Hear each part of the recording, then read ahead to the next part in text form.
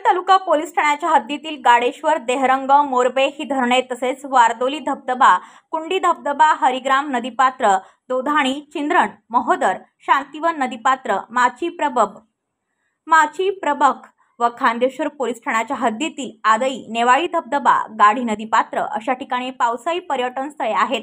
सदर ठिकाणी पावसाळ्यात पर्यटकांना प्रवेशबंदी करण्यात आल्याची माहिती पोलीस उपायुक्त विशेष शाखा रश्मी नांदेडकर यांनी विशेष आदेशान्वये केली होती। सदर परिसरामध्ये पावसाळ्यात दर शनिवार व रविवार या दिवशी सुमारे 300 ते 400 व गाडेश्वर धरण परिसरात सुमारे 4000 ते 5000 तरुण तरुणी कुटुंबासह मित्रांसह फिरण्यास येतात। परंतु अनेक पर्यटक हे दारू प्यायलेले असतात।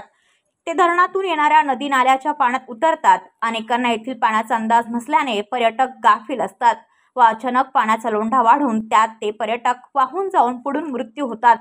या अनेक घटना पनवेल तालुका पोलीस ठाणे तसेच खांदेश्वर पोलीस ठाण्याच्या हद्दीत घडल्या असल्याने सदर ठिकाणी यावर्षी सुद्धा पावसाळी पर्यटन स्थळांचे ठिकाणी पर्यटकांना भेटी देण्याबाबत प्रतिबंधित करण्याचे आदेश काढले होते। मात्र तरीही ही बंदी झुगारून रविवारच्या दिवशी वाझे फाट्यावर पोलीस नसल्यामुळे गाडेश्वर अर्थात देहरंग धरण, दोधाणी, मालडुंगे परिसरात पर्यटकांची भरपूर गर्दी बघण्यास मिळाली।